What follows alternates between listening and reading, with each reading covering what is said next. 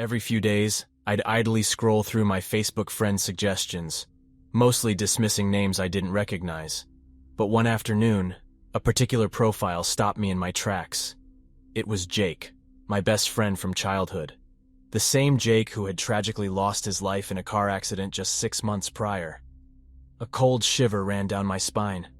I hesitated, then clicked on the profile. The account was an uncanny replica of Jake's, complete with profile and cover photos that he had used. There were posts about his favorite sports team, comments from friends sharing fond memories, and even messages of condolences from acquaintances expressing shock at his untimely death. I tried to dismiss it as some morbid prank, perhaps a twisted joke concocted by a friend with a dark sense of humor. But the next day, I received a friend request from the account. Immediately I blocked it, my heart pounding, thinking that would be the end of it. But it was just the beginning of a series of chilling events. Messages from mutual friends asking why Jake was contacting them, posts from the account that seemed all too real, and an unsettling feeling of being watched. All these strange incidents left me in a state of perpetual fear and anxiety. It all started as a series of innocent messages from a Facebook profile I didn't recognize. The user claimed to be my secret admirer and showered me with compliments. At first, I was amused and somewhat flattered. But soon, the light-hearted amusement gave way to a sense of dread as the messages started to escalate. This anonymous admirer seemed to know intimate details about my life, things I hadn't shared on my social media accounts. They knew about my favorite coffee shop, a cozy little nook in an obscure corner of the city that only a handful of people knew about. They knew about the stray cat I'd started feeding near my workplace, a secret act of kindness that I hadn't told anyone. They knew about the surprise party I was planning for my best friend's birthday, a party that was supposed to be a secret. They even mentioned a worn-out book I cherished, a book I'd never discussed with anyone. The turning point came when a picture popped up in my messages. It was a photo of my car parked in my office lot. The picture was taken from a distance, yet it was clear it was my car, and it had been taken that very day. I felt the blood drain from my face as I looked at the picture. The realization that this wasn't some harmless internet admirer hit me like a freight train. This person was watching me. In a state of panic, I reported the profile to Facebook and contacted the local police. My home was equipped with a new security system, and I found myself glancing over my shoulder at every step. The profile was eventually deactivated, but the fear that I was being watched never really faded away. It was a chilling reminder of the dangers lurking behind the seeming innocence of social media.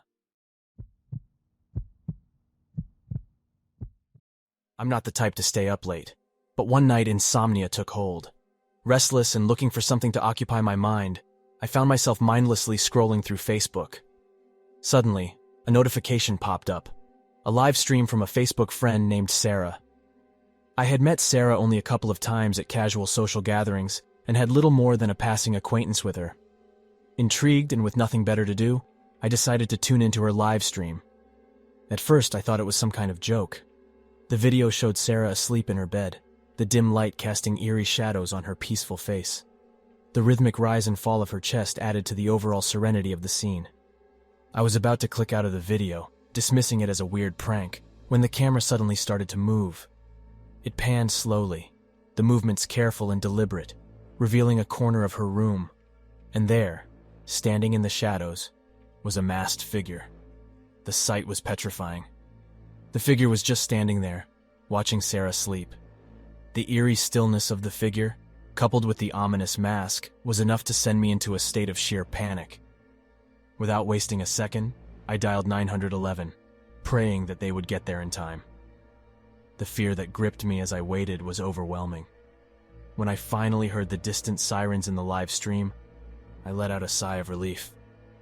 The police arrived quickly, and Sarah was unharmed, but the masked figure was nowhere to be found.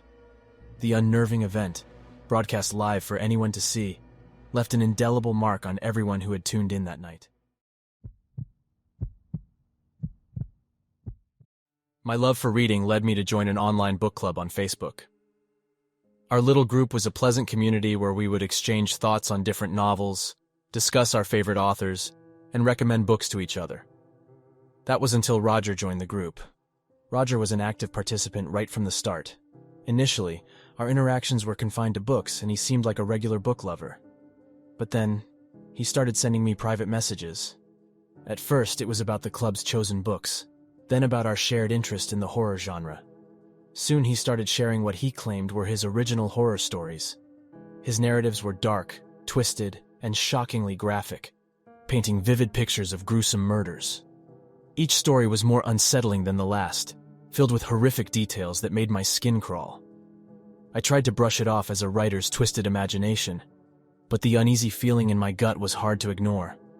One day, I asked him to stop sharing these stories. His response sent a chill down my spine. He told me his next story was about me. I instantly reported him to the Facebook administration, quit the book club, and blocked Roger's account. Although his account was eventually deactivated, his eerie stories and that haunting threat continued to give me sleepless nights.